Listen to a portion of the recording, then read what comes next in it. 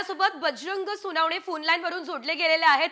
Sir, आपण बघतोय अखेर आता राजीनाम्याची मागणी करण्यात आलेली आहे, मात्र आधी दोनदा क्लीन चिट आणि आता राजीनामा मागितला जातोय। आपली पहिली प्रतिक्रिया या संदर्भात काय?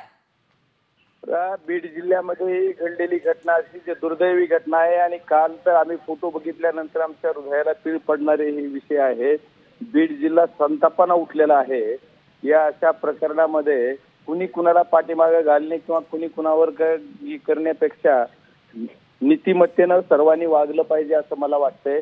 पण हा जो विषय आहे तो कोण कुणाला क्लीन चिट देते, कोण कुणाचा राजीनामा बघतोय, एवढा वेळ कशामुळे कोण कशासाठी लावतोय हे कळत नाही। पण मला माझ्या मनाला एवढं पटतंय की बुद्धीनं सर्वांनी वागलं पाहिजे। मग त्याच्यावर मुख्यमंत्र्यांचा जी सर्वस्वी अधिकार आहे, मग त्यांचं स्वतःचं त्यांनी काय करायचं काय ना हा त्यांचा अधिकार आहे। पण या समाजाच्या दृष्टीनं म्हणजे एक जातपात नाही, ही सामाजिक दृष्ट्या सगळ्या बीड जिल्ह्याचं वातावरण खूप गढूळ झालेलं आहे।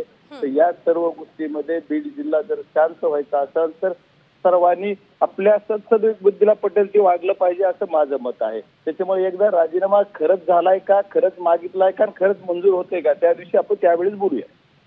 बरं, आणखी एक महत्त्वाचा मुद्दा उपस्थित होतो। फोटो आहेत, व्हिडिओज आहेत, पुरावे आहेत, हे वारंवार सांगितलं जात होतं, हा आरोप होत होता, ते समोर देखील येण्यासाठी तितका वेळ लागला नसता। मात्र आता जेव्हा माध्यमांमध्ये हे फोटो येतात, माध्यमांमध्ये हे व्हिडिओ येतात, त्यानंतर राजीनाम्याची मागणी केली जाते, या संदर्भात आपलं काय म्हणणं आहे?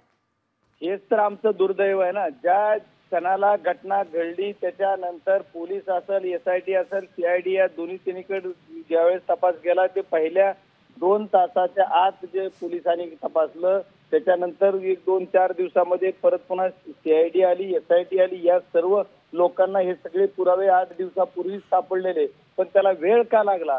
एवढा वेळ ती पुरावे जर होते तर ती जर उघड केला असतं, यांनी प्रेस का घेतली नाही याच्यामध्ये पोलिसने, याचा काय अर्थ होतं? याचा अर्थ हेच आहे की कुणाला तरी वाचविण्यासाठी याचं असं केलेलं दिसतंय, त्याच्यामुळे हा विषय आहे। निश्चितच धन्यवाद, तुम्ही आमच्यासोबत बातचीत केली त्यासाठी।